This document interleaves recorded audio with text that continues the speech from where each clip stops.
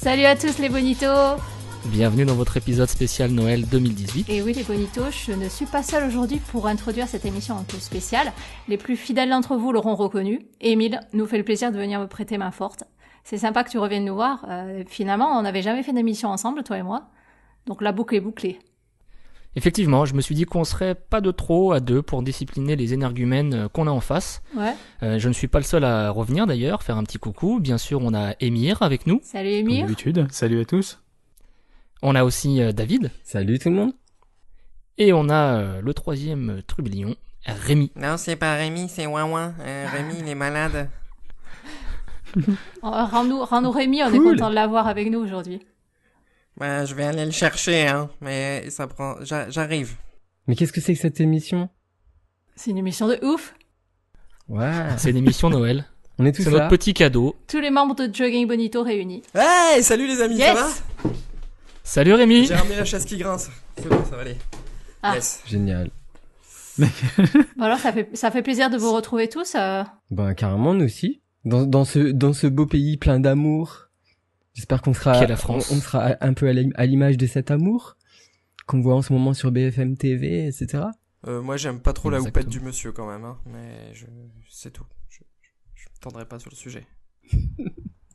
Le monsieur de la télé, là, celui qui parle. Je vois. Vous avez pas BFM TV en même temps? Non. D'accord. On rediff. Peut-être qu'il faut donner la date quand même.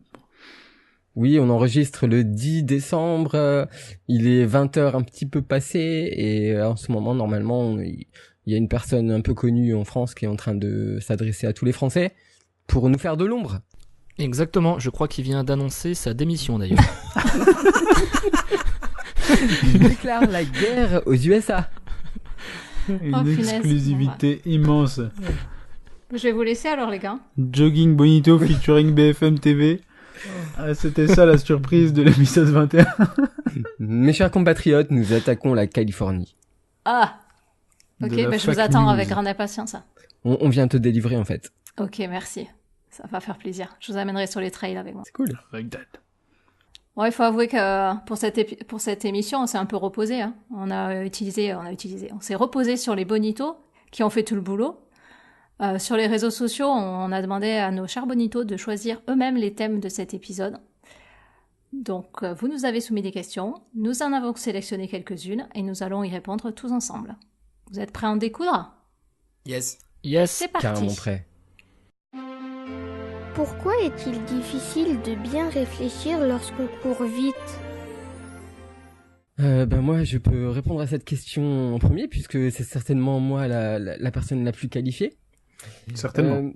Ça commence très cérébral, donc il faut au moins David pour démarrer. Là. C'est ça. Oui, c'est ce que je pensais.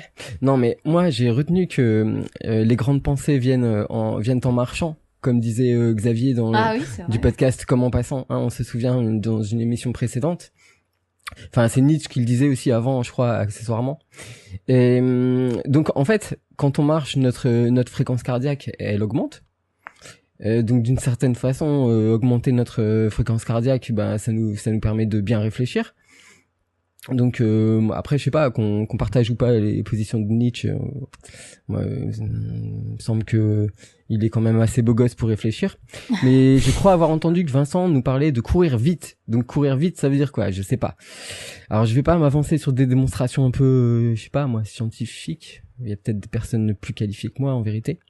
Ding ding Rémi Et- peut-être. Ouais. Et en fait, j'en profite pour dire que je suis toujours en ce moment en train de travailler le produit en croix. Hein, que Ah oui, Myriam. punaise. Ouais, bah ouais. Mhm. Myriam, Ça fait une de- quelques épisodes déjà que tu y es dessus. Ça fait quelques épisodes, bah Mhm. il me faut le temps, tu sais. Et donc nos bonitos, je pense en particulier à Myriam, elle m'a fait une explication bien pédagogique et tout ça. Donc on embrasse Myriam, mais je lâche pas l'affaire, t'inquiète pas. Mais moi ce que je peux quand même ajouter, c'est que hier, moi j'ai fait un test VMA pendant 5 minutes à bloc, 6 minutes à bloc même. Et j'ai réussi à trouver un juste équilibrage entre le taux d'imposition des Français sur les tranches 2-3, tu vois. Ouais. T'as réfléchi en courant vite. Tout à fait. Et en plus, j'ai aussi essayé de trouver le montant moyen, vous savez, de la taxe carbone. Oula. Et bien tout ça pour réduire le déficit public, le ramener sous la barre des 3%. J'ai réussi à faire ça. Donc c'est pas une démonstration scientifique. T'as appelé Macron parce que avant qu'il donne son speech là, t'aurais pu lui donner quelques astuces. Emmanuel, ajoute-moi sur Twitter. On va redresser le PIB. Je sens que Rémi là, il a envie de réagir là aussi.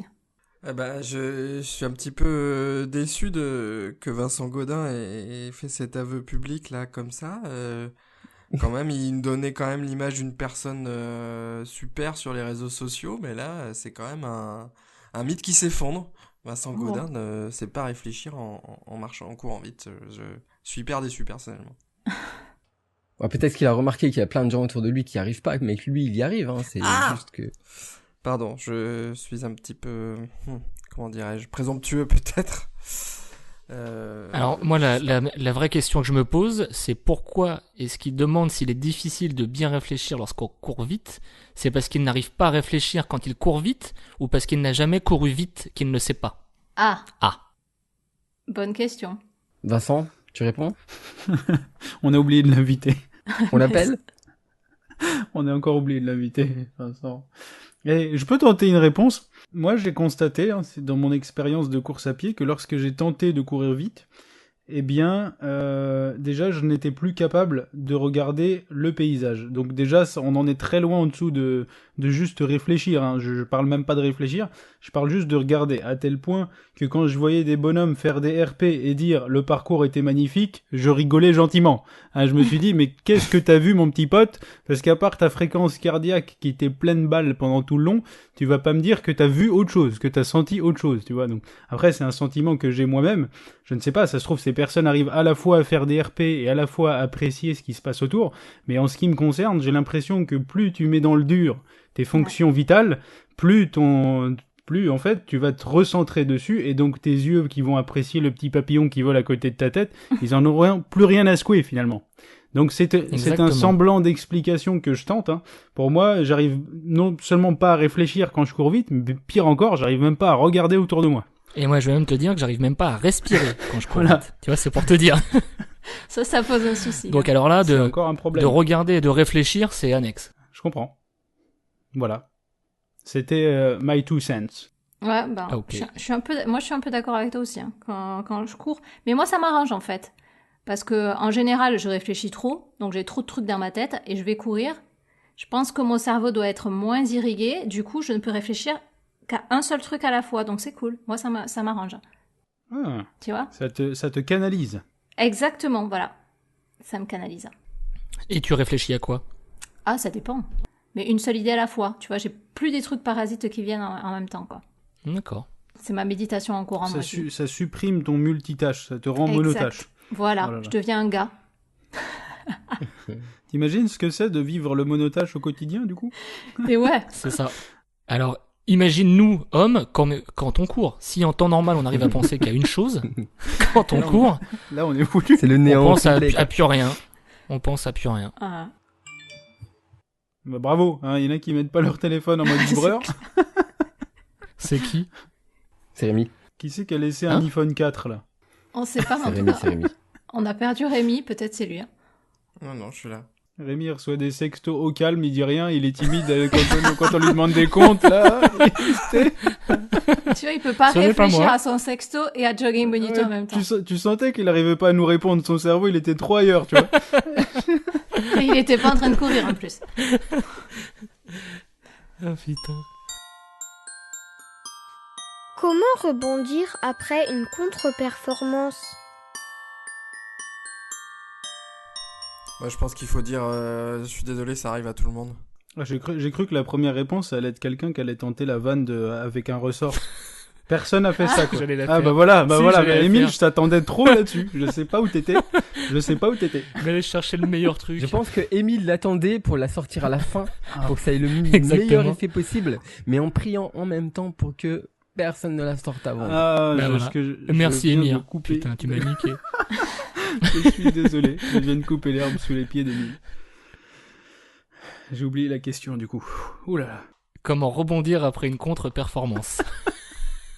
Pardon. Ah, excusez-moi. En fait, je suis très mal placé pour parler de rebondir après des contre-performances. Enfin, ou quoique. En fait, je sais pas si mes performances sont des contre-performances. Je suis un petit peu particulier dans le sens où, vu que j'attends jamais trop grand-chose, je peux jamais dire que c'est une contre-perf. Donc c'est peut-être ça la parade finalement. C'est peut-être de se dire qu'on n'attend rien. Et quand on n'attend rien, on peut pas être contre-performant, je suppose. Mais bon, je pense que ça conviendra pas à tous les athlètes. Du coup, je vais m'arrêter là. Ou alors tu fais comme moi, il suffit juste que t'aies le melon énorme et que toutes tes perfs, tu les considères comme une super perf. Très Voilà. bien. Comme ça, il n'y a pas de contre-perf et t'as pas besoin de rebondir derrière. Ne jamais se remettre en question. C'est un way of life, tu vois. Ouais, bah du coup, on n'a pas parlé de rebondir, ni toi ni moi au final. On a juste dit comment ne pas considérer la contre-perf. Moi, je suis un peu Comment déçue. esquiver le... Ouais, c'est ça. Exactement.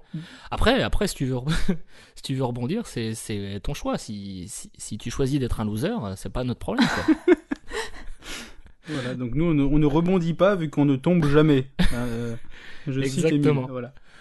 Et qu'est-ce que t'en penses, Rémi?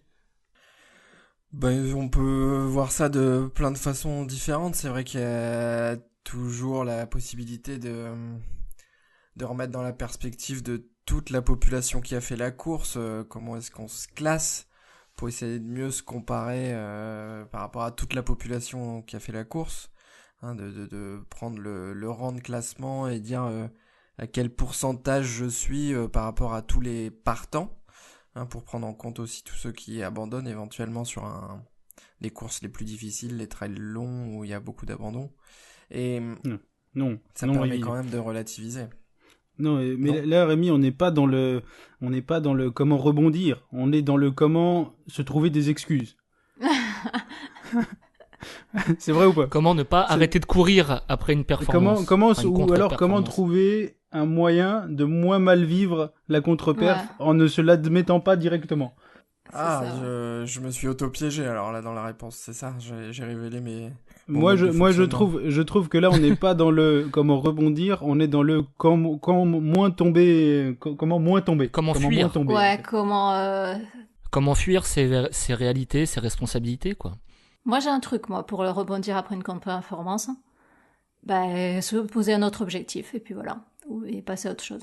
Waouh. Simple. C'est beau. C'est simple, Simple. c'est beau. C'est C'est simple, solide. c'est beau, mais c'est faites ce que je dis, pas ce que je fais, quoi. Ah oui, Ouais. ouais, forcément. Ouais. Donc toi, en gros, ça marche pas du tout.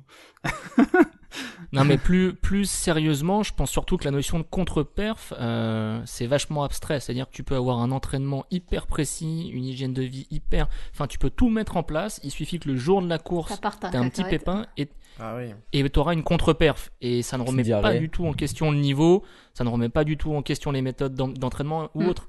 Donc je pense qu'il faut pas se baser sur une course. Il faut faire une moyenne il faut se tester sur ses entraînements, il faut se tester sur des courses avant la course sur laquelle on va faire une perf, et c'est ça le réel indicateur. Suffit que le matin t'aies mangé trop vite, t'aies pris un coup de froid, t'es machin, bah t'es sûr que t'es sûr que tu vas faire une contre-perf, quoi. Bah, il faudrait du coup, en fait, évaluer, enfin, essayer de comprendre déjà pourquoi on a fait une contre-performance, c'est ça que tu veux dire.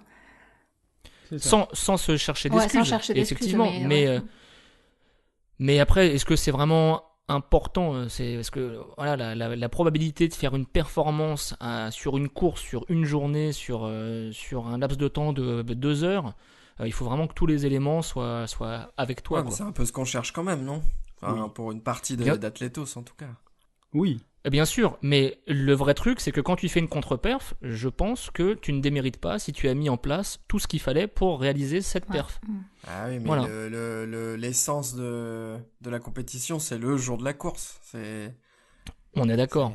c'est- On est d'accord. Non, mais sérieusement, enfin, là, je vous entends parler depuis tout à l'heure, mais Enfin, s'il y a bien un expert, quelqu'un qui peut parler de contre-performance, c'est bien ma spécialité, c'est bien moi, quoi. Je veux dire, hein, ça fait bien 3-4 ans que T'as déjà j'ai fait fait une mes preuves. performance, David, s'il te plaît?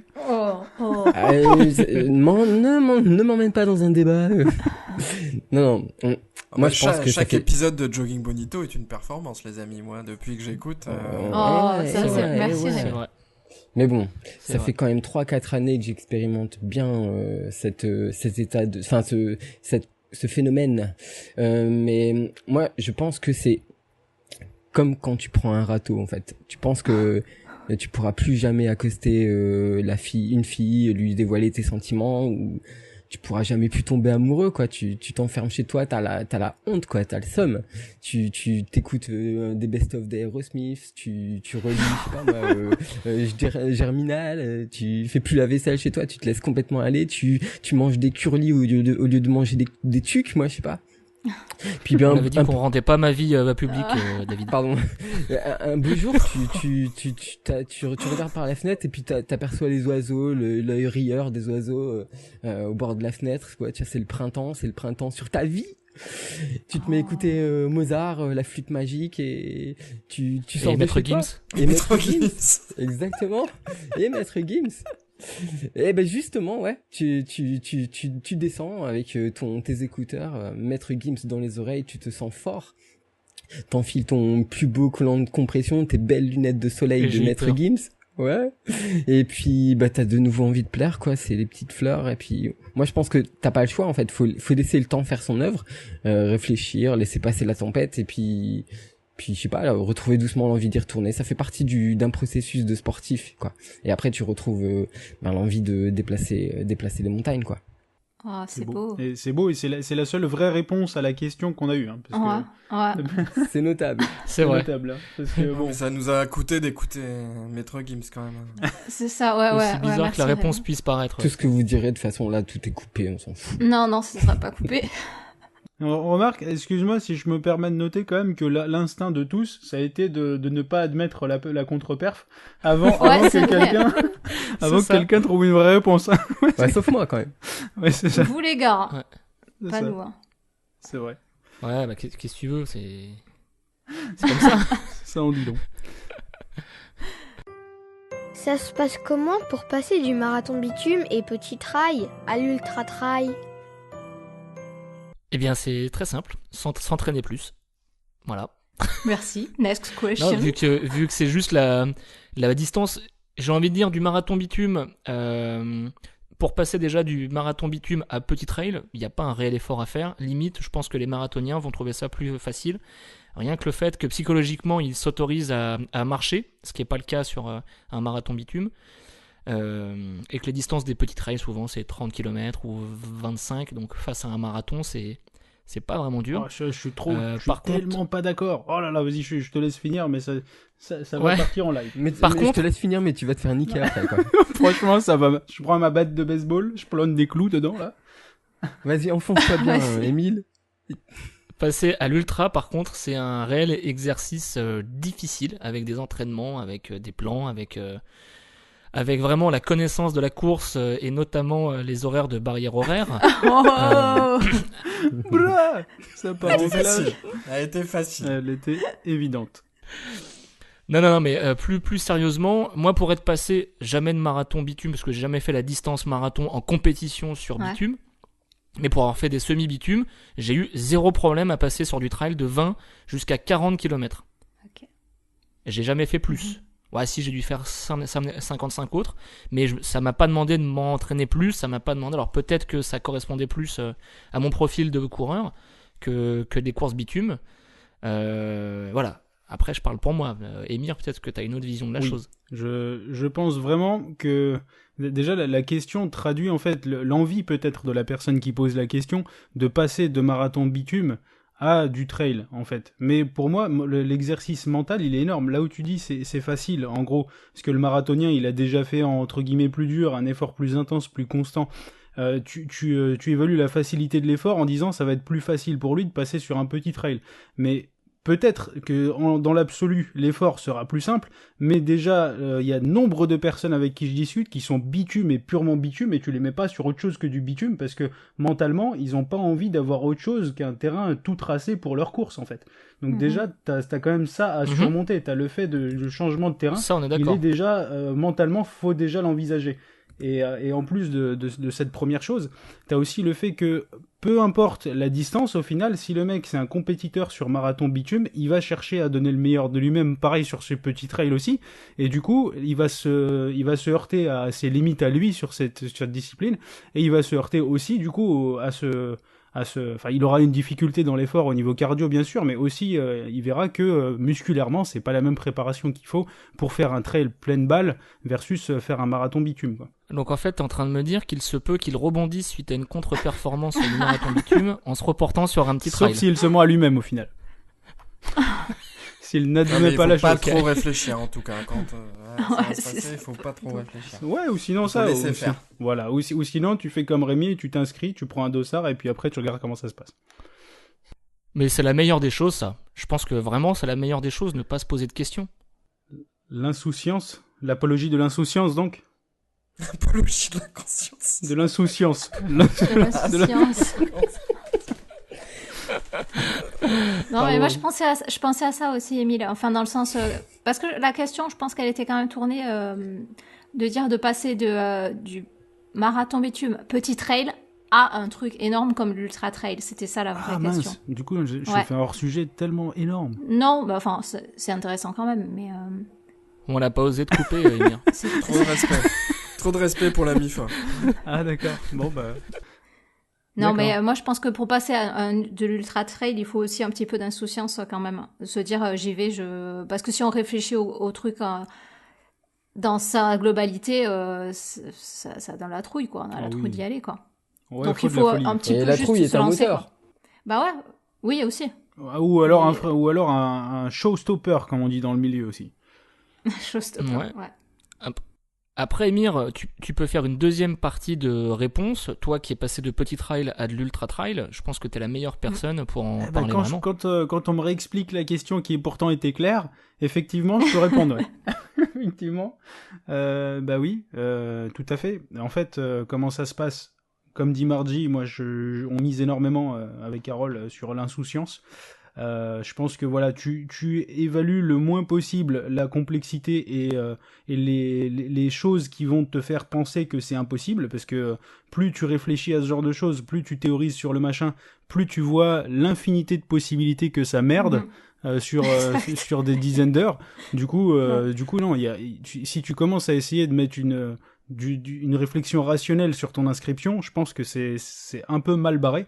Dans le sens où tu vas vite te rendre compte que tu connais rien de toi au final sur ce genre d'épreuve, et que même si tu te connais sur, je sais pas, 3 dizaines d'heures, et ben les 3 dizaines d'heures que tu vas recommencer avec des variables corporelles physiologiques différentes, et ben ton corps réagira pas de la même manière en fait. Et du coup, je pense qu'il faut juste pas théoriser à un moment donné. Si tu veux le faire, tente-le quoi. Faut juste le tenter en mode je m'inscris. Après, évidemment, il y a une partie non négligeable de préparation physique, de volume et éventuellement de préparation musculaire en faisant de la côte si jamais l'ultra est un ultra à fort dénivelé. J'ai cru que dire de la PPG pour Rémi, j'ai eu peur. Non, j'allais pas tenter ça. Mais pourquoi pas finalement la PPG ? En gros, du moment qu'il y a de la préparation physique qui suit l'objectif de la personne, l'objectif de vitesse. Après voilà, si c'est juste du finish, que c'est juste faire du volume et un petit peu de côte.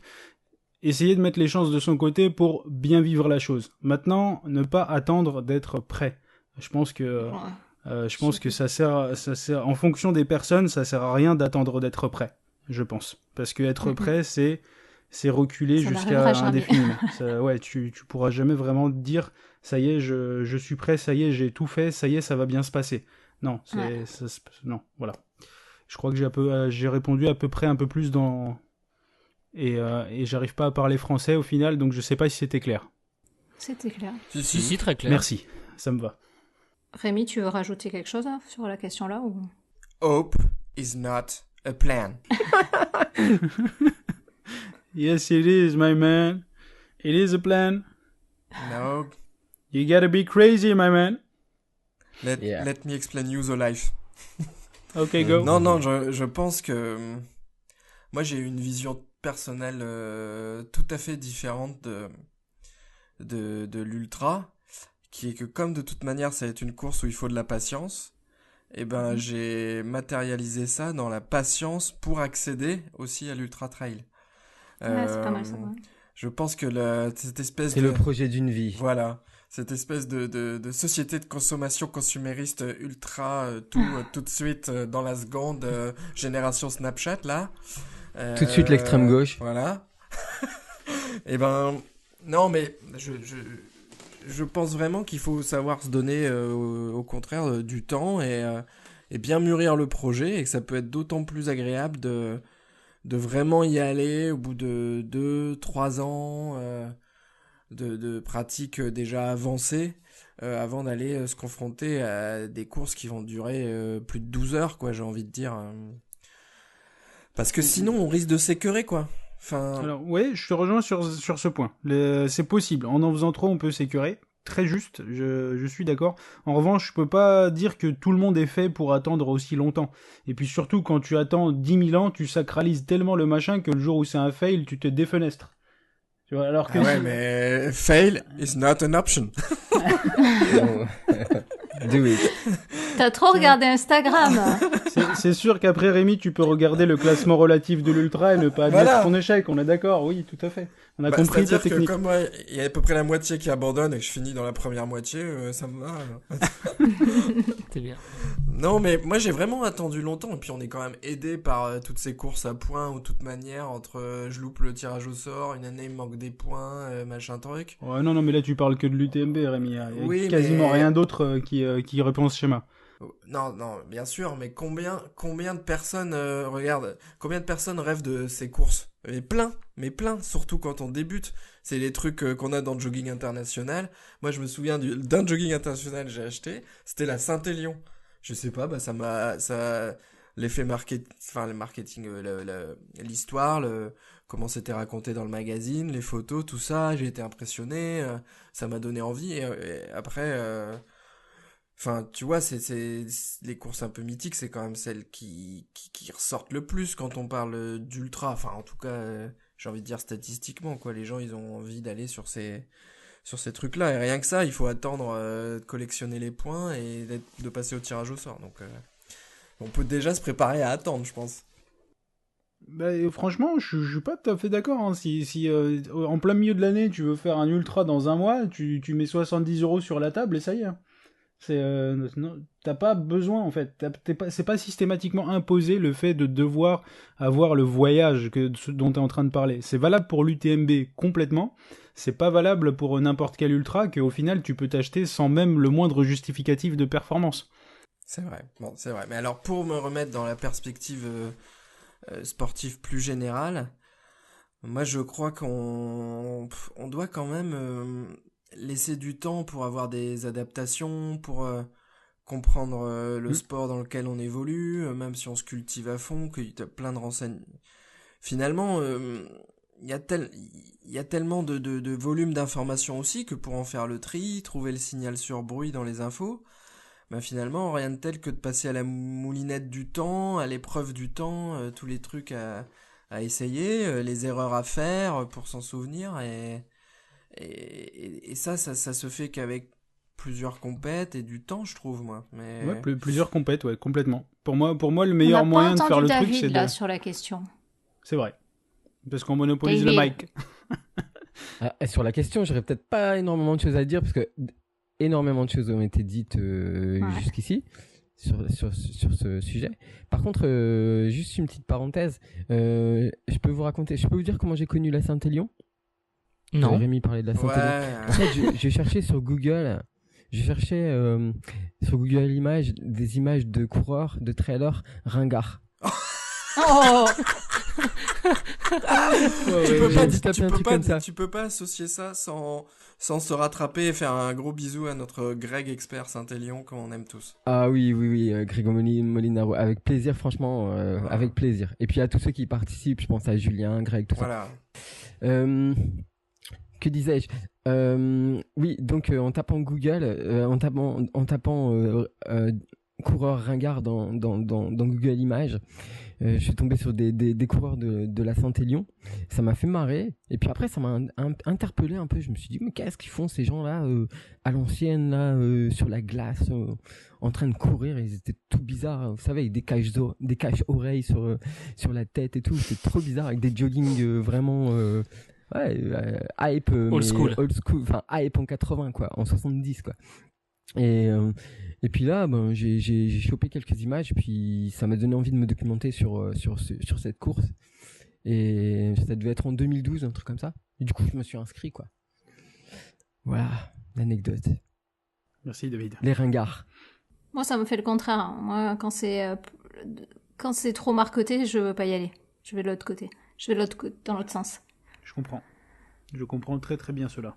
Moi, c'est l'inverse. Toi, tu vas, Emile. Plus il y a du marketing, et plus Emile, c'est le soldat du capitalisme. Bah attends, il y a ça, après je fais une photo Instagram, tout ce que vient de dire Rémi, je mets des hashtags devant, j'ai des followers de la mort. C'est un truc de fou. Puis après, il se fait insulter. Et après, je me fais insulter. Après, il se fait ouais, insulter t'as par pas les l'esprit touristes. trail, voilà, c'est ça. T'as pas l'esprit trail, t'as couru avec une ceinture pectorale, c'est la honte, machin. Enfin, voilà quoi. Mais en même temps... La vie fabuleuse pas bien. du running sur Instagram. Exactement. Quel challenge running vous fait rêver? La première course de mes enfants. Oh, c'est joli ça. Oh le mec. C'est mignon. Ça arrivera? Ça arrivera? Non mais j'en sais rien. Et je veux pas spécialement les pousser à courir, mais on peut toujours, comment dirais-je, prendre une opportunité là pour le coup, complètement à l'inverse de ce qu'on vient de dire sur l'ultra trail, se dire une course de village, n'importe quoi en vacances, une corrida avec des vachettes, hop, on les lance dans l'arène et ils courent. Voilà quoi, ça marche. Interville. Non, mais ça me ferait bien kiffer quand même de les voir se défouler Tu m'étonnes. et courir à fond. Là. De les voir en chier. Ouais, c'est mignon ça. Bon, moi, ça va être moins mignon, moi, mais bon, enfin, c'est pour moi. c'est plus égoïste. Moi, ce serait repartir en Nouvelle-Zélande et courir dans le Abel Tasman National Park où j'avais marché. Et, à l'époque, je ne courais pas. Abel Tasman Park? Abel Tasman Ouais, tu peux le répéter? National Park. Okay. En Nouvelle-Zélande, Abel Tasman dans National l'île Park. du Sud. Ok. Où j'aimerais pouvoir dans le retourner. Et là, je ferai le trail. Il y a un trail de plusieurs jours en randonnée. Je le ferai en courant. Ça me plairait beaucoup. Wow. Moi, j'ai des beaux souvenirs à Ola. Je pourrais t'emmener aussi. au parc d'Ola. Moi, je me suis perdu à Olin. David est au courant. En pleine nuit. Enfin bref, pas ça. Moi, il y a la 1000 kills qui me fait de l'œil. Vous connaissez? C'est une course qui se déroule de Saint-Malo à... 1000 Kilway? 1000 Kilway. Et ouais, c'est une course qui se déroule de Saint-Malo à 7. Ils viennent de comprendre là. Ils viennent de comprendre. Excusez-moi si je peux me permettre. Ça s'appelle la latence d'internet, hein, pardon. Ouais, j'ai rien suivi là. Non, ça s'appelle pas la latence d'internet, ça s'appelle une vanne nulle. Oui, la 1000 kills, mardi, Émile proposait la vanne suivante, 1000 kills, ouais. Tu vois. Ok, alright. Ouais. Voilà. Et puis, donc, ouais, il y a la 1000 kills qui me fait de l'œil, comme je disais. Elle se déroule de Saint-Malo à 7. Et je crois qu'elle a pas forcément lieu tous les ans. Mais bon, c'est... Saint-Malo à 7 hein. De Saint-Malo à 7, ouais, 1000 kilomètres. Ah d'accord, c'est en équipe? C'est pas en équipe. C'est pas en équipe. Après, il y a peut-être des épreuves un peu comme ça parallèles. Non, le but, c'est vraiment en solo. Mais la vanne, c'était à 7, la vanne. Oui. Mais oui, bah, joli, merci Emile. Oh là là, putain, les mecs, putain. Mince, je me suis fait avoir. Passer à côté de la vanne. Oh là là, c'est dommage. Passer à côté. En équipe de 7. Excusez-moi. Donc de la course à 7. Et donc c'est une course, ouais, elle dure 12 jours. Enfin, on a 12 jours pour relier... 7 à 3. By all means necessary, je crois. Non, pas 3. Après 7, tu peux repartir à 3, effectivement, si tu as envie. Voilà, pour faire les soldes. Donc ça fait 12 jours, 288 heures, cool, exactement. Ça, ouais. C'est ce qu'ils mettent dans leur règlement. Et ouais, ça a l'air cool, c'est bien. Moi, je suis assez attiré par ce genre de défi que tu fais pas seul en fait. Même si tu fais un peu seul, tu vois pas beaucoup de monde autour de toi en termes de coureurs. Parce que généralement c'est une poignée de coureurs qui participent à ce défi. Je crois qu'ils sont 10. Hein. Ouais, c'est une dizaine. 10, C'est vrai, voilà. c'est une dizaine de coureurs. Ouais. Mais t'y vas avec soit avec des copains, avec quelqu'un de ton entourage, en camping-car. Avec des gens avec qui tu veux te fâcher, quoi. T'as une crew qui te suit derrière, quoi. Comment ça marche? Il y a une trace à suivre, il y a des points, des checkpoints. Ouais, je pense qu'il y a une trace à suivre en fait. Mais t'es peut-être suivi t'as peut-être un petit GPS avec toi, je pense, mais je sais plus une balise, exactement. un truc. Ouais, t'as une balise. Je pense que t'as juste le tracé sur une carte. Je sais même pas s'il y a un GPX, mais en tout cas l'organe ne fournit pas d'équipement particulier pour ça. Non. Bon bah voilà, tu t'es renseigné sans doute. Mais en tout cas ouais, t'as un tracé, tu respectes ce tracé en gros. Et moi j'ai commencé à en parler à quelqu'un de mon entourage et c'est un projet, pour le coup, qui se dessine sur plusieurs années quoi. Enfin voilà. Et puis quand tu vois la moyenne d'âge des participants, elle me laisse penser que il serait bon d'aller chercher un peu d'expérience entre temps, continuer à travailler la course de fond, l'ultra et après s'y risquer quoi. Ouais. S'y risquer. Ça va être trop sympa ça. Ouais. J'ai bien aimé l'idée de Rémi, la course des enfants, c'est très sympa. J'ai essayé ça récemment et mais je hurle, c'est intolérable quoi. C'est le crazy dad sur le côté quoi, c'est ça. Mais c'est bien, faut encourager fort, faut pas faire Et ça, faut s'investir dans le truc. Tu as raison d'hurler. Mais oui, oui, à fond. Double-le, fais-lui un croche-pied. Voilà, comme ça quoi. C'est super. Emir, t'as un challenge running qui te fait rêver?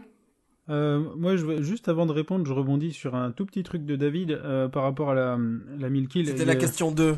Rebondir sur les trucs de David, c'était la question. Ah oui, c'est vrai, excuse-moi. Sur les contre-perfs. On parle pas de contre-perfs pour le moment. Enfin, on y retourne pas. C'était plus par rapport à la 1000 kills, vu que je côtoie quand même des gens qui l'ont faite. Parce que, comme tu le sais certainement, David, vu que tu me connais, il y a plein de gens que je croise sur pas mal d'épreuves dans l'année qui font des trucs absolument de tarés, du genre des 6 jours, des marathons, du 10 marathons en 5 jours, ou ce genre de choses. Enfin, des gens qui font des choses un petit peu sympas, et c'est toujours les mêmes que tu trouves sur ces épreuves de fou, comme ça, notamment la 1000 kills. Bref. Et du coup, la plupart des participants voyagent avec une caravane conduite par de leurs proches. C'est ça, camping-car. Du coup, un camping-car. Mais la légende raconte qu'il y a l'un d'eux, j'ai oublié son nom, qui l'aurait fait tout seul, avec une brouette qui transportait chaque jour pour son stuff. Ouais, c'est Bruno, il s'appelle. Tu le connais donc? Non, je sais pas qui c'est. C'était une blague, je crois, mais je l'ai pas compris ça. Ouais, Bruno Brouette. Attends, je cherche la brouette Bruno. Bruno la brouette. Il n'y a pas de vanne. Mince, tu nous as perdu, Émile. Bref, ok. Donc, ceci étant dit, Oui, non, mais si, il y a vraiment un mec qui a fait le tracé avec une brouette et c'était pour une association parce que son père était malade et c'était pour promouvoir l'association de recherche pour la maladie de son père. Ok. Merci pour le point culture. Et ça, c'est pas une vanne. Ok. Voilà. Et bon, pour répondre à la question, je vais le faire en 3 mots. Marathon du Machu Picchu. Ah, waouh, ouais. Au Pérou. Tu me dis, quand tu y vas, je viendrai, je prendrai un avion. Je te tiens au courant. Je mettrai ça sur l'agenda des lapins running. Disponible sur Internet. Ça a lieu quand? Je ne sais pas. Je ne sais même pas s'il existe, à vrai dire. D'accord. On peut se le faire, on peut le faire soi-même, quoi. On n'est pas obligé d'avoir un... Voilà. Ouais. Enfin, quitte à se faire un marathon comme ça, autant le faire chez soi, quoi. C'est moins galère que d'aller au Machu Picchu. Parce qu'avec l'altitude, tout ça, c'est un peu galère. Hein. Ça, je voulais faire le marathon du Machu Picchu, mais c'était galère, du coup je suis allé courir à côté de chez moi 10 km. Voilà. C'est ça. Sevran. J'ai fait le marathon de Sevran, écoute, c'est très bien aussi. Il y a un peu moins de Péruviens, mais c'est pas mal. En effet. Émile, peut-être. Ouais, quel challenge running vous fait rêver? Plein en fait. je sais pas comment dire, des ultras, des marathons mythiques. Il n'y en a pas un marathon mythique que tu veux faire Moi, vraiment, ce qui me ferait rêver, et là je vais vous dire sans machin, ça serait de faire le 100 km de Stenwerk en duo avec David. Ah, mais ça, c'est un rêve accessible, j'en suis sûre. Parce que je l'ai toujours accompagné en vélo, j'ai tellement eu mal au cul, je me dis que c'est moins galère de courir que d'être sur le vélo. Et ben voilà. Donc ça serait mon l'invitation rêve. à lancer. Voilà. Ou alors que David fasse du vélo et me suive, et que je puisse le pourrir comme il me pourrissait. C'est ça. Écoute, fin mai, c'est parti. Ouais, je serai pas prêt fin mai. Non, fin mai 2020. C'est Alors, bon? Engagement pris? Challenge accepted. Je te dis ça en 2020. Quoi? Mais quoi? Ouais. Donc tu fais ça et tu recules? Mais qu'est-ce que c'est que ça? Non, mais sans borne, je sais même pas si je suis capable. Mais on tu s'en vois. fout, Là, on quand est en même, train- on s'en fout. Personne ne sait souvent. Mais oui, mais Un peu de folie, c'est bon. Oh là C'est là. bon, tu vas le faire. Après, je suis sur une bonne progression. Tu vois, hier, j'ai réussi à courir 2 km sans m'arrêter. Si à chaque fois j'augmente jusqu'en 2020, les 100 bornes, c'est Il y faisable. a moyen. Non? J'ai fait 5 minutes sur 1 km. Si je fais ça fois 100, ça me donne mon temps aux 100 Très km. Donc tu n'as même pas besoin de le faire finalement. Tu sais ce que Tu sais tu déjà veux. ton temps. Exactement. Et je pense qu'on est écouté. Et il y a peut-être les centaines de milliers de personnes qui nous écoutent peuvent ils auront noté ton engagement là. J'ai cru que la t'allais question dire. c'était quand. Pardon, je te laisse, Pardon. Rémi. Je dis comme la question c'est quel challenge vous fait rêver, rien ne t'empêche de le faire dans ta tête aussi, Émile. Hein. Ça c'est tous les soirs tu t'entraînes C'est un vrai. peu dans ta tête. Et ça te fait rêver. C'est pas bête. C'est pas bête. Non mais c'est quand même il y a du vrai dans ce que je dis, réfléchissez-y. Ouais. Non mais Réfléchissez. blague à part, ouais, en 2020, si je suis encore en forme, si tous les astres font que je puisse le faire, ouais, je le ferai bien. Avec David. Avec d'autres, hein, bien sûr. Hein. Mais avec David. David, tu es d'accord? Oui, je suis d'accord. Je signe pour Ah là, tout. rendez-vous pris. Surtout avec Émile, Bon, il y a pas de moi, problème. ce qui me rassure, c'est qu'on devait faire un marathon ensemble qu'on n'a pas fait. Donc, je me dis, tu vois, les Qu'il y a 100 km de peut-être Stenberg, moyen. je prends pas trop de risques. Et puis il y a pas plus formule de désistement que si tous les astres sont alignés, je ferai quoi. Alors là, C'est ça. C'est ça. Et une fois que j'aurai fini le 100 km de Stenwerk avec David, je ferai l'UTMB avec Emile et avec Carole. Et tu seras en charge Et des l'Ironman, barrières horaires, toi. Et voilà. Et l'Ironman de Roth avec Rémi. Pas de problème. Et avec moi, Voilà. rien, quoi. Merci, ça fait plaisir. Bah si, on peut faire la course à l'échalote. Ah bah merci. Je te fais penser à ça. C'est sympa. Mais non, je sais pas, mais je sais pas quelle course t'as. Non mais je sais pas ce que tu as couru. il est foutu, Rémi. Mais c'est vrai que. En plus, c'était l'échalote, pas- c'était pas terrible. L'échalote, là, t'es en train de m'insulter parce que parle-moi d'Airos de Mais non. Lautrec. Là, ok, on discute, mais l'échalote, s'il te plaît, arrête. Il n'y a pas l'échalote à Carcassonne. Et non, mais moi, je suis de Lautrec, l'Airos de Lautrec, voyons. Et la course à l'ail fumé à Arleux. Ben voilà, Quoi? Ouais. ça y Ouais, est, on va faire ça. Pourquoi les projets off en trail ont-ils le vent en poupe? Ben, moi, je pense que les gens cherchent à plus retrouver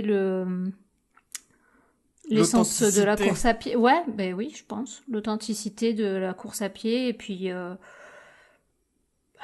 ouais, se lancer des défis seul. Il n'y a pas forcément toujours besoin d'avoir une organisation autour. Moi, je suis un petit peu comme ça. J'aime bien me faire des fois des week-ends et puis aller courir. On prend la tente et on campe et on va courir et on n'a pas besoin que ce soit une course et c'est aussi bien, quoi. Moi j'ai un autre avis sur ça.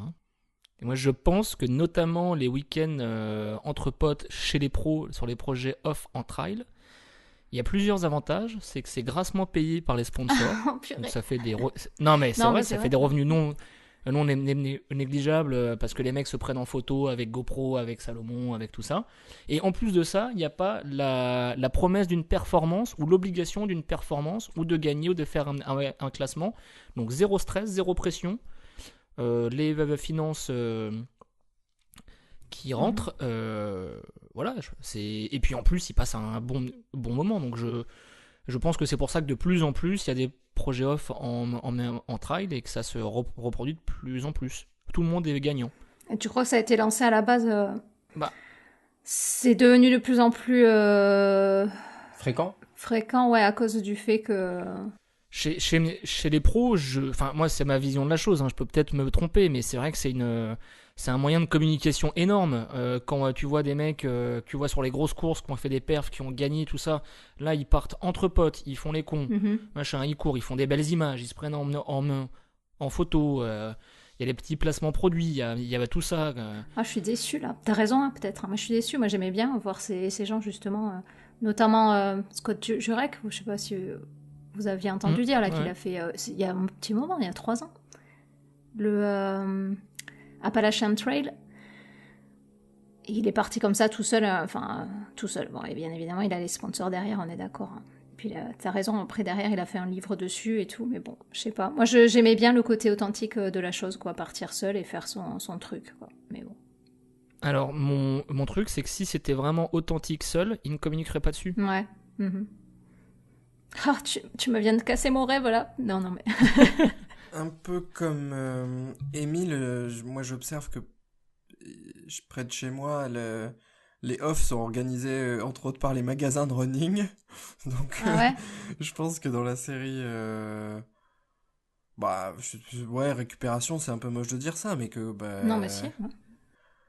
Ouais, après, ils le font peut-être pour l'amour du sport, hein, c'est sympa dans ce cas-là. Je pense qu'il y a quand même du vrai, et c'est pas avoir le mal, forcément, à chaque fois, et les mecs qui le font entre eux, j'espère aussi qu'ils se marrent, et puis en plus, il y a des sponsors, c'est comme ça, hein, c'est leur métier en même temps, hein, donc, c'est bien pratique aussi d'avoir les sponsors pour, justement, pouvoir se financer ce genre d'aventure, quoi. Enfin, moi, je me souviens avoir fait un off dans la région organisé par un magasin de Lille Off Course. C'était sympa. Ils nous avaient fait un ravito. C'était l'occasion de parler en plus petit groupe sur un terrain que je connaissais pas. Moi, j'avais bien apprécié et ils ont pas essayé de me vendre une paire de baskets à la fin. C'était... Ok, il y a du travail de com, d'image, mais... C'était du soft power. Ouais, c'est du soft power, mais c'est vrai, c'est peut-être subversif, mais... j'ai accepté et j'en étais conscient en tout cas. Après, une autre partie de la réponse, c'est le prix des courses, ma bonne dame. Hein, tout à fait. Ça, c'est évident. Hein, c'est quand même pas compliqué d'aller sur un GR. Moi, j'ai fait comme ça le GR20 avec des super potes. C'est un de mes meilleurs souvenirs de vacances. Ah, tu l'as fait? Oh, punaise, ça doit être cool, ça. Ah, c'était top. On n'a pas couru beaucoup, hein, parce que vu la difficulté du GR20, ouais. Mais on a essayé d'être au plus léger possible, et exprès pour... on avait quand même l'objectif de couroter. Ouais, c'était trop bien, quoi. C'est effectivement un de mes meilleurs souvenirs, et on a fait complètement à l'arrache, on improvisait chaque jour, où est-ce qu'on allait, bref, c'était top. C'était vous qui l'aviez organisé. Parce qu'en fait, peut-être j'ai pas bien compris la question, mais il y a des projets off qui sont organisés, en fait, c'est ça? Parce que moi, il y a les deux moi côtés, quand je pense à projet off, je pense des trucs que moi j'organise toute seule, quoi, et je vais toute seule. Non, mais c'est surtout ça, en fait. C'est souvent ça quand même, quoi. Chez les amateurs, oui, mais chez les pros, c'est jamais... je pense qu'on est tous pareils. Quand nous, on se fait un projet off entre copains, on communique pas dessus, on prend pas 150 000 photos, on met pas en avant les chaussures, on met pas en avant les Oui, mais ça n'a pas grand intérêt, parce que le but, c'est justement de se ressourcer, de passer un moment au calme avec ses potes, voilà. Ouais. Non, mais après, il y a des gens qui aiment dealer ça sur les réseaux, c'est autre chose, quoi. Bon. Et j'ai encore un volet dans la réponse, et c'est moi quand j'avais envie de faire du trail, franchement ça m'a écœuré l'accessibilité aux courses autour du Mont Blanc, quoi. Et j'avais quand même envie de découvrir les parcours, et j'ai fait les 3/4 à peu près de l'UTMB en off sur plusieurs années, faire un tronçon CCC, un tronçon plutôt vers la TDS, donc dans l'autre sens. Et c'était super sympa. Et là, c'était organisé par une boîte qui faisait des voyages sportifs, mais c'était aussi cool et quand même organisé. Donc, il y a toujours plein il y a toute une palette de choses en dehors de la compète. Et après, sur la question de dire vent en poupe ou pas vent en poupe, j'aimerais dire le vieux Gérard, l'ami d'Emir qui a toujours tout vu, il va dire ma bonne dame, heureusement qu'on randonnait déjà tout seul sans dossard. Et oui. Non, mais après, moi, je sais pas si les projets off ont spécialement le vent en poupe, quoi. Moi, peut-être on en parle un peu plus, peut-être, c'est tout. Comment notre auditeur mesure ça? Moi, je vois pas plus ça ces derniers temps, mais peut-être que je l'observe pas, que ça existe, hein. Moi, j'en vois quand même pas mal, hein. Des grands ultra-runners qui font des trucs. Il y en avait un l'année dernière qui avait... Comment il s'appelle? Gates, Ricky Gates, un truc comme Bill ça? Gates? Non. Non, un autre. Hein. Je sais plus son nom, mais qui a fait qui a traversé les États-Unis en courant aussi. Mais on en entend plus parler peut-être parce que il le communique sur les réseaux sociaux. C'est peut-être ça. Attends, avant, vas-y, essaye de t'en souvenir, on attend. Bah, je t'ai dit Ricky Gates. J'avais une blague de merde en fait. J'avais une blague de merde avec Bill Gates. Que c'était pas un ultra runner mais un ultra earner. Ah oui. Oh, joli. Non mais après, peut-être que les gens ils s'organisent aussi des week-ends entre potes pour se préparer, quoi. Ils louent un gîte, ils passent un week-end ensemble et de cette façon ils arrivent à allier l'utile à l'agréable, quoi.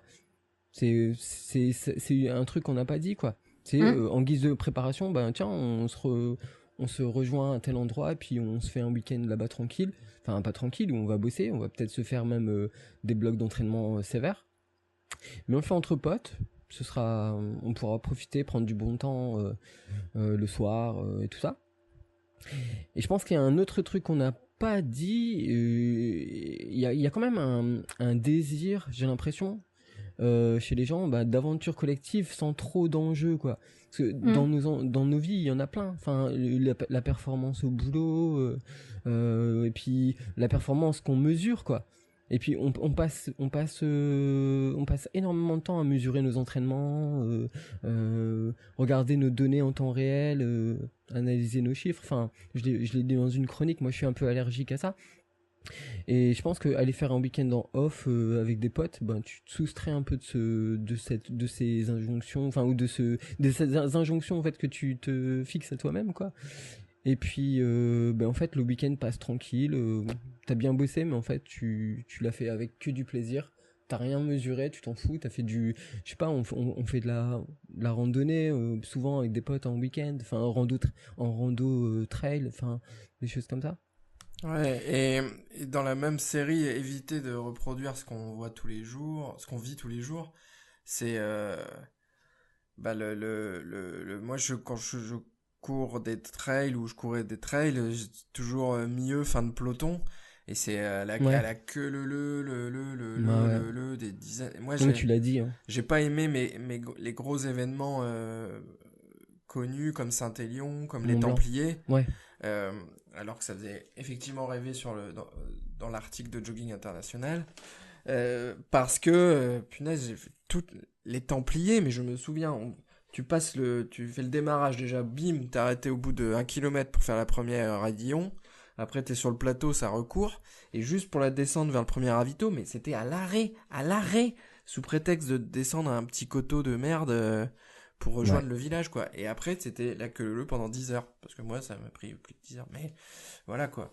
Et ça, au contraire, quand j'ai fait l'organisme de voyage, la reco de la CCC, ou la reco de la TDS, des trucs comme ça, on était en petit groupe de 6, à la cool, dans la montagne, on croisait d'autres randonneurs, on croisait quand même d'autres... Tu l'apprécies plus, quoi. Oui, et puis c'était quand même des gens, enfin, sans être forcément entre potes, on peut aussi rencontrer des nouvelles personnes comme ça, sans forcément toujours être dans la même bulle, les mêmes connaissances, le même groupe et tout, hein. Donc cet avantage qu'on peut avoir dans des courses que de rencontrer des nouvelles personnes, on peut l'avoir aussi sur des trucs en off, quoi. Mais ce monde sur les gros trails, et donc du coup d'être tous les uns derrière les autres à juste essayer de gérer de pas se prendre les bâtons dans les tibias, franchement ouais, ça m'a pas... Moi, ça m'a repoussé des grosses courses des Alpes, en fait. Lumière, toi qui as fait les grosses courses des Alpes, tu en penses quoi des projets off? Je pense que c'est super sain. Moi, je trouve ça super sain et j'associe pas immédiatement ça à des actions commerciales. Non, enfin T'es aussi naïf que moi, alors ça me fait plaisir. Je pense que en fait, je peux assez facilement trouver des personnes de mon entourage qui ont fait ça, un groupe de potes s'échauffer tout seul et aller à Decathlon. Ils se sont achetés des trucs et ils sont partis, tu vois. Enfin, il y a pas d'enjeu marketing dans cette histoire. C'est juste, ça fait effectivement moins de bruit qu'une star du milieu qui organise son off, ou qu'un magasin qui fait un event Facebook et qui ramène du monde.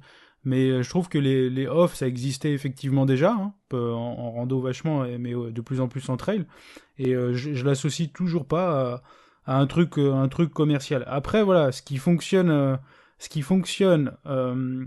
dans la course à pied, la course à pied fonctionne de plus en plus, le trail fonctionne de plus en plus ces dernières années, et ce qui fonctionne et là où il y a du monde, très souvent les marques l'investissent, donc forcément sur le créneau off, en gros, il y a des marques qui viennent chercher l'oseille qu'on peut se faire dans ce milieu-là. Mais pour moi, le off, c'est un format super sain où tu te fais un truc entre potes, ton truc à toi, quoi, qui n'a pas forcément vocation à faire du commerce ou quoi que ce soit. Donc non, le off pour moi c'est un format très sain qui sert entre potes à se faire un truc sans forcément mettre d'oseille sur la table. Bon, avant de se quitter quand même, on a les bonitos qui nous ont posé quand même pas mal de questions, donc on s'excuse déjà auprès des bonitos, on n'a pas répondu à toutes les questions, il y en avait trop, et on en a gardé quelques-unes pour la fin, alors on va répondre vite. C'est parti, première question. Quel est votre gadget indispensable pour les courses ? Rémi ? Le slip. Ok. Émile ? Connecté. Ma montre. David ? Un taille-haie électrique. Pour certains passages, quelquefois c'est mieux, tu vois. Oh putain. D'accord. Quelquefois c'est mal foutu, c'est pas pratique, et je pense que ça peut ça peut aider beaucoup de gens. C'est bien, bravo. Deuxième question. Pourquoi courir alors qu'on peut faire des bonhommes de neige et se faire péter la panse pendant les fêtes ? Émir ? Je sais pas, pour suivre la hype de Instagram. Oui. Ok. Prendre une luge pelle en équipement pendant les trails hivernaux dans les descentes est-il bénéfique pour gagner des places en plus ? David ? Déjà, il faut pas courir en hiver. Alors, je sais pas. Ok. Émile ? Très bonne question. Je n'en sais rien. Même si ça te fait pas gagner de place, au moins tu kiffes ta descente. C'est vrai. Tu t'amuses. Merci pour cette réponse. De rien, ça m'a fait plaisir. Quelles courses les plus sympatoches pour avoir une qualification UTMB ? Émir ? L'ultramarin. Ok. Comment péter pendant une course quand les coureurs autour de nous n'ont pas d'écouteurs ? David ? Spécialiste. Spécialiste parce que on voit que la personne qui a posé la question, elle court pas entre elles parce que la Saint-Élion, les gens ils en ont plus rien à foutre quoi. Je veux dire, il y a plus homme, femme, je suis pudique, rien, tout ça et tout. Non, c'est on dégage tout ce qu'il y a à dégager. Rémi ? Vous pouvez répéter la question ?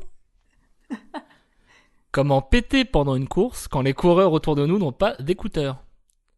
Eh bien, je dirais avant tout qu'il faut alléger l'alimentation en fibres d'avant-course afin d'éviter que cette situation se produise. Pour ma part, je n'ai jamais rencontré la situation. Donc de la prévention. Exactement. Et Margie ?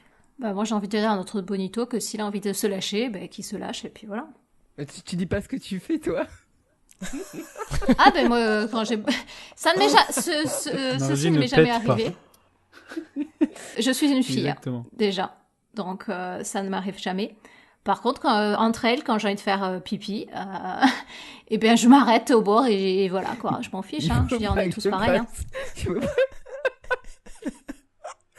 Il veut pas que je passe. Qu'est-ce qui se passe là, j'ai pas suivi là. Il faut pas que je passe à ce moment-là avec mon taille.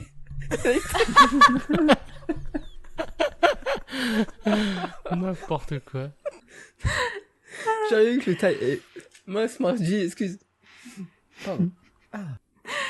Je remarque juste que la personne qui a posé cette question n'est pas au courant des nouvelles règles de la Fédération française d'athlétisme. Hein. Parce que les écouteurs ne sont plus autorisés. Est-ce qu'ils en disent quelque chose de la présence de taillé sur une course? Non, ce n'est pas légiféré, donc je pense qu'il n'y a pas de problème. Tu devrais essayer quand même, David, de voir Ouais, bah ouais. si ça passe ou pas. Je pense, hein. Ouais, c'est ça. Ouais. Non, puis ça charge pas... Ouais, ça charge pas du tout, quoi, en plus. Ça qui est bien. Ouais, c'est optimisé, on va dire. Exactement. Voyage et hébergement. Les bons plans pour un trail serein, confortable et pas ruineux. Émir? J'ai cru qu'on avait un nouveau sponsor. C'était l'annonce sponsor. C'est vrai que ouais, ça me c'est pas fait con. annonce. Excusez-moi. Nous remercions les hôtels Formule 1 de sponsoriser Jogging Bonito. D'ailleurs, donc, si vous voulez que je fasse une petite annonce, n'hésitez pas. Nous sommes ouverts. On prend 10 000. Pardon, Margie, on peut refaire la question? Voyage et hébergement. Les bons plans pour un trail serein, confortable et pas ruineux. Alors, il y a... Une tente Quechua. Ouais, tente Quechua, mais confortable, je sais pas. Après, bon plan, oui, mais en même temps, bon plan et confortable, c'est antinomique, je suis perdu. T'as pas, donc. Et Rémi, toi, c'est tente Quechua. Évident. Non, mais... Ok. Et moi, j'ai un super bon plan pour l'Ecotrail de Paris. Vous vous logez au Crillon, c'est magnifique. Vous êtes à 1 800 € la nuit, mais par contre, vous dormez hyper bien. Hyper bien. C'est ça. Et courir avec une tente 2 secondes, ça c'est un défi. Je vous le suggère. Surtout quand il y a le vent de face. Moi, j'ai déjà mon taille et ça va. Est-ce que t'as un espèce de carquois dans ton sac Salomon? Non, mais j'ai un coup de bordure. Et donc, nous, on va faire un projet off. On va faire un trail off avec David, il prendra son taille-et. Rémi aura sur le dos sa tente 2 secondes. Et à voir, donc, nous, ce qu'il faut que nous prenions. On va voir. Bah, nous, avec Émir, on viendra pas. Ah, déjà? Voilà. Ok, sympa. Moi, je viens. Vous n'êtes pas disponible, je crois. m'incruste. Vous n'êtes pas là. Non, non. Bon, prochaine question. Respectez-vous une période de repos annuel où vous enchaînez sans jamais vraiment couper? Ne Émir. me parlez pas de ça, c'est de la provocation. Pas plus de 2 marathons provocation de par me an. solliciter sur celle-là. Laisse-moi tranquille, Émile.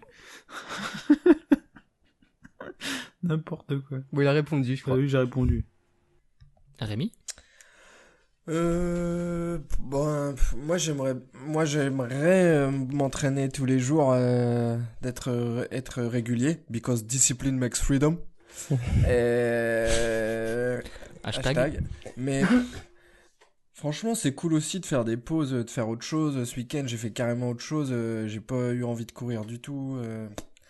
Je suis pas accro non plus. Et ouais, moi, je programme pas trop ça. De toute façon, on a quand même de toute manière toutes nos contraintes perso qui font qu'il y a des moments où on peut plus s'entraîner ou qu'on va pas s'entraîner.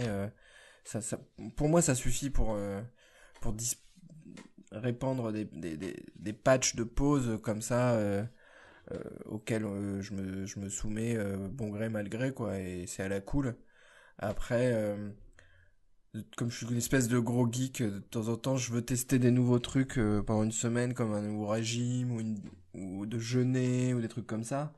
Et ouais, là cette année j'avais programmé une petite semaine de jeûne, de pseudo-jeûne, parce que je mangeais un petit peu. Et oui, là, dans ce cas-là, ça m'a fait aussi l'équivalent de la pause en matière d'entraînement, mais c'était encore une espèce de dogme avec lesquels il faut faire attention, quoi. Et c'est tout, quoi. Faut juste pas être con. Si t'en peux plus, tu t'arrêtes. Voilà, ça me paraît logique quand tu sans venir le burn-out, tu fais une pause et voilà. Mais dire je suis hyper bien, je suis en forme. Pourquoi est-ce que forcément je ferai une pause en novembre parce qu'il faut faire une pause OSEF, quoi, on s'en fout. Si t'es bien, t'es bien. Et par contre, si tu te sens en difficulté, c'est dommage de se forcer à continuer. Merci pour cette réponse courte. À toi, Margie. Moi, je vais faire court. Quand il pleut. Voilà. Il pleut longtemps Next chez toi, question. quoi. Non. Pas souvent. À peu près 5 jours par an. Il pleut des flammes. Il pleut des flammes. Aussi, ouais. Et des start-upers. Et des codeurs. Un marathon, c'est plus simple en miles ou en kilomètres, MRG? En miles. Beaucoup plus facile de penser qu'un marathon, ça fait 26,2 miles que 42 km. Je veux même pas y penser. Je l'ai jamais pensé en kilomètres. Ah, donc c'est beaucoup plus court en fait, Bah un ouais, marathon. c'est pour ça. Ah. C'est pour ça, il vaut mieux penser en miles. C'est plus simple. Autre question. Pourquoi les bénévoles sont-ils en gilet jaune, David? Ah, parce qu'ils portent des chemises marron. C'est quoi cette réponse? J'ai pas compris. Bah, c'est assorti. Ah. Je crois que c'est un peu une blague de Desproges, ça. Non? Coluche, Tu te surestimes. Ouais, je suis perdu. Je suis totalement perdu. Bah quoi? J'ai cru que t'allais dire parce qu'ils finiront pas le mois ou un truc comme ça, mais non, rien. T'es parti sur du vestimentaire, quoi. Ok. Bah ouais, il faut assortir les vêtements. Et je repose la même question à Émile. Pourquoi les bénévoles sont-ils en gilet jaune? Ouais. Il faut que tu répondes plutôt. Franchement, je sais pas quoi répondre parce que c'est notre projet. C'est dans le thème. Très bien, on prend. Bon, pour terminer, alors attention les gars, je vais vous poser une question. Il va falloir qu'on réponde tous en même temps. Oula. Vous êtes prêts? Bite. Mais qu'est-ce que c'est que ça? Mais on est dans le jogging bonito. Qui a fait rentrer ce beauf? Vous êtes prêts? Qui a C'était fait pas ça rentrer la question? Qui a fait rentrer ce beauf perdu? Ouais, non. Tout part en cacahuète. Hein. On est plus calme normalement, on est plus posé. Hein. Ça va pas là. Oh, putain. Attention, on y est. Parce que c'est une question absolument clé, qu'on entend plein de versions différentes et que personne n'a jamais vraiment répondu. Comment doit-on prononcer le mot trail? Trail running. Trail. Trial. Trail. Trail. Heureusement qu'on devait tous répondre en même temps. Ouais, c'est le truc inaudible. Allez, on le fait à 3. 1, 2, 3. Personnellement, 1, 2, ouais, 3, 1. 2, 3. Course hors stade. J'attendais ça. 1, 2, 3. Trail running. Course hors stade. Parfait. Et bonne année. Et bonne année. Ouais, c'est facile de dire des trails, machin, et puis après de faire des bonnes années. Ces attaques gratuites. Excuse-moi, moi je sais parler français. Attaques gratuites et injustifiées. Merci, Emilia. Et voilà, toute bonne chose ayant une fin, il est temps de libérer nos bonitos, en espérant qu'ils auront apprécié autant que nous ce joyeux tohu-bohu. Notre petite contribution au paquet coloré sous le sapin. On le sait, vous avez été très sages les bonitos. Bien sûr. N'oubliez pas la newsletter, les bonitos. Rejoignez-nous sur Discord et envoyez-nous de l'amour sous forme de 5 petites étoiles sur iTunes. Merci encore, Rémi et Émile, d'avoir partagé cet épisode avec nous. C'était un plaisir de vous revoir. C'était très sympa et moi je suis très heureux de terminer cet épisode sur l'image du paquet d'Émile sous le sapin. Ça me fait quelque chose. Bon, David et Emir, vous acceptez quand même de me retrouver en janvier, rien que moi? Avec grand plaisir. Toutes les bonnes choses ont une fin, comme tu dis. Ces gens ont une vie. Ces gens ont une vie à récupérer par ailleurs. La magie de Noël seule, elle n'a pu les faire revenir, mais... Peut-être l'année prochaine. Peut-être l'année prochaine. Avec plaisir. Effectivement. À l'année prochaine. À l'année prochaine? Bah ouais. Bon, on souhaite de bonnes fêtes à nos bonitos alors? Ouais, bonne fête. Ben oui. Bonne fête, joyeux Noël et Happy New Year. On se revoit en 2019? Bye À bye les l'année bonitos! prochaine, les Bye bye. bonitos. À l'année prochaine. Salut. Ciao. Bisous, bisous. Toi d'abord. Non, tu toi. raccroches, allez, Non, vas-y. c'est toi. Non, toi. Oh non, on a dit qu'on Non, arrêtait bon, ce alors à jeu. 3.